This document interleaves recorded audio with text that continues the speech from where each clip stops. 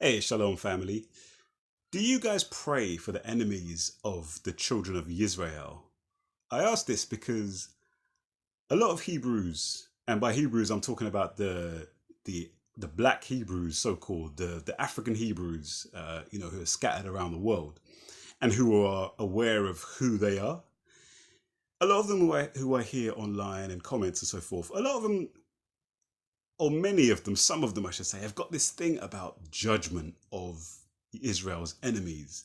How the enemies of Israel are going to be judged, they're going to be condemned, they're going to be, all of these things. And it's, of course, absolutely true. When you go through scripture, when you look at passages like Deuteronomy 30 and even Genesis 15, the 400 years prophecy, and various other places, all the way through the scriptures, going all the way through right up to the book of Revelation, the revelation of Yeshua Mashiach. When you see the scriptures, you do see that yes, the enemies of Israel are going to be judged, have been judged in the past, and are going to be judged. But you know, I discovered something, or I rediscovered something in Psalm 83, which is quite interesting and quite telling. Basically, this is the psalm where it talks about the confederacy, the conspiracy of nations, various nations that rose up or that will rise up, depending on how you interpret the psalm, against the children of Israel, the Hebrews. And it's a psalm of Asaph or Asaph. And you see the scripture here, Psalm 83, talks about, you know, the enemies have made a tumult. They've lifted their head against Yah. They've taken crafty counsel, verse 3, against your people and consulted together against your sheltered ones and said, come, let us cut them off from being a nation, that the name of Israel may be remembered no more. Very telling, very, very prophetically significant in this day, to this day. And then it talks about the confederacy there, the Edomites, Ishmaelites, Moabites, Hagarites, various, mainly children of Shem and children of Ham, actually, when you look at it.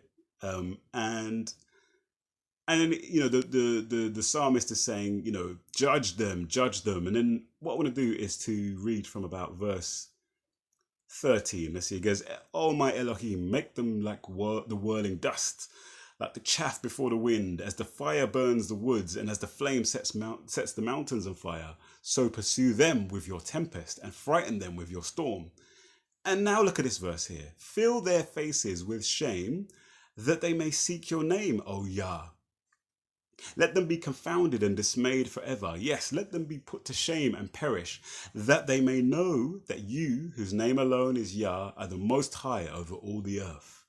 Now, to see that there, the intentions, the motivations of the psalmist here weren't only judgment and condemnation and destruction of the enemies. There's that, most definitely. But he also says there, look at verse 16, fill their faces with shame. Why? That they may seek your name, O Yah. And then again, later on, verse 18, let 17, let them be confounded and dismayed forever. Yes, let them be put to shame and perish. Verse 18, that they may know. Why? That they may know that you, whose name alone is Yah, are the most high, are Elyon all over the earth. So he's praying for their destruction. But what's the purpose of the destruction is so that these enemies would seek after the Most High Yah, and that they would come to know the Most High Yah and submit to the Most High Yah. Isn't that fascinating? Isn't that powerful? And if you've watched any of my previous videos, you know that I lean toward the concept of not only will all the nations, people out of all of the nations be saved and redeemed, and they have been saved and they have been redeemed and they have been reconciled to the Most High in his son, Yeshua HaMashiach, the Messiah. They have been reconciled, but not only some. I'm inclined to think that all will be reconciled to the Most High in time eventually.